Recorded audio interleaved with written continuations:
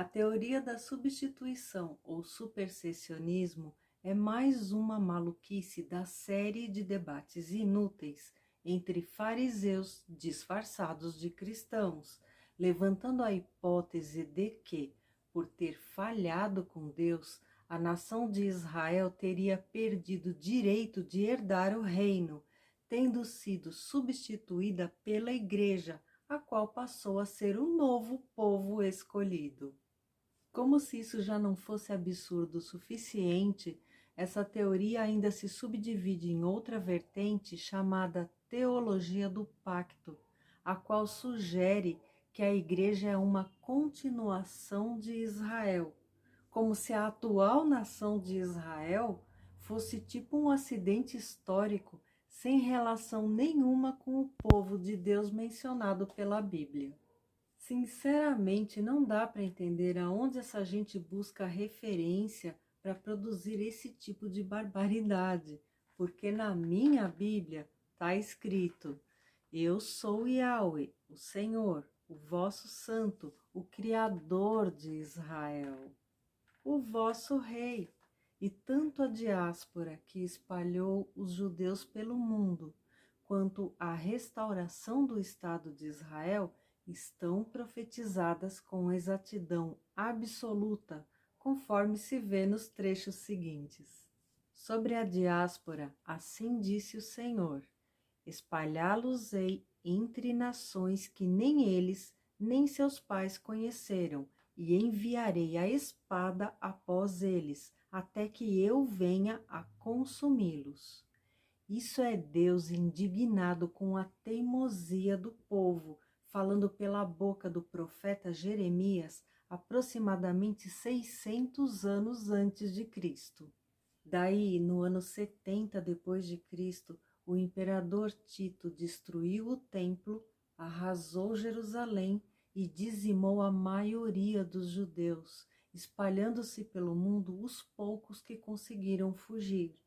Depois de quase 2000 anos vagando de um lado a outro, e como compensação pelo horror do Holocausto, eles finalmente puderam voltar a ocupar parte do seu território, cumprindo a Escritura: Não temas, porque eu sou contigo. Trarei a tua descendência desde o Oriente e a ajuntarei desde o Ocidente.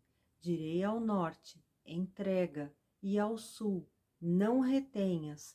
Trazei meus filhos de longe e minhas filhas das extremidades da terra. No dia 29/11 de 1947, com o voto Minerva do brasileiro Oswaldo Aranha, que presidia aquela reunião, a ONU aprovou a Resolução 181 pela divisão da Palestina para devolução, ao menos parcial, do território de Israel, cuja nação renasceu em um único dia, exatamente como profetizado. Quem jamais ouviu tal coisa? Quem viu coisa semelhante? Pode por acaso nascer uma terra num só dia? Ou nasce uma nação de uma só vez? Pois Sião, antes que lhe viessem as dores, deu à luz os seus filhos. Tem diversas passagens que profetizam a dispersão e a restauração do território físico da nação. E eu digo território físico porque Israel nunca deixou de existir como nação. Historicamente, nenhuma outra etnia conseguiu sobreviver com toda a sua bagagem cultural depois de ser expatriada e praticamente exterminada. Negar o protagonismo de Israel nos planos de Deus é o mesmo que negar o próprio Deus, porque a preservação comprovada da linhagem das 12 tribos até hoje, por si só já é prova suficiente da importância desse povo, da veracidade da Bíblia e do poder de Deus. E veja bem como a Bíblia é certeira e atual.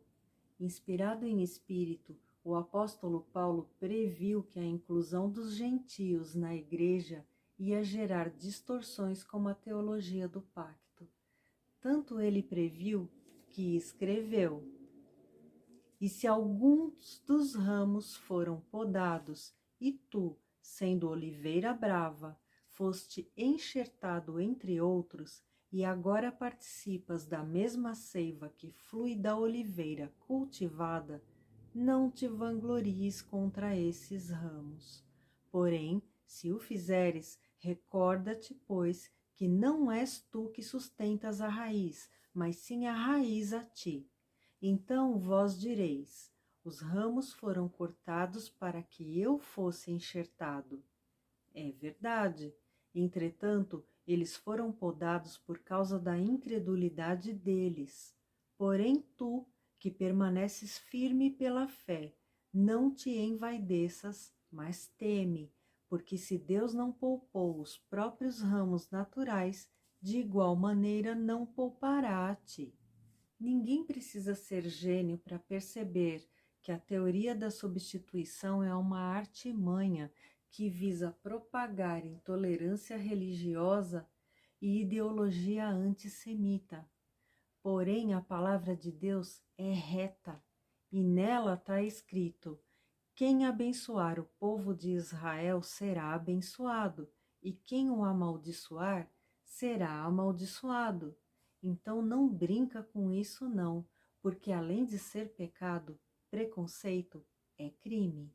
Essas teorias maliciosas provam que a gente não pode engolir tudo que se prega por aí sem confrontar com a Bíblia, só porque é algum pastor ou padre famosinho quem está falando, porque a internet está lotada de vigarista pregando opinião própria e induzindo todo tipo de heresia grotesca. A gente tem mais é que amar os judeus, porque foi a partir deles que a luz da salvação brilhou para o mundo inteiro na pessoa de Jesus Cristo. E a palavra do Senhor transbordou feito água sobre todas as nações. Então bendito seja Israel, por ter sido o berço do qual a glória do Filho de Deus se manifestou na terra para reinar com graça e poder para todo o sempre. Amém.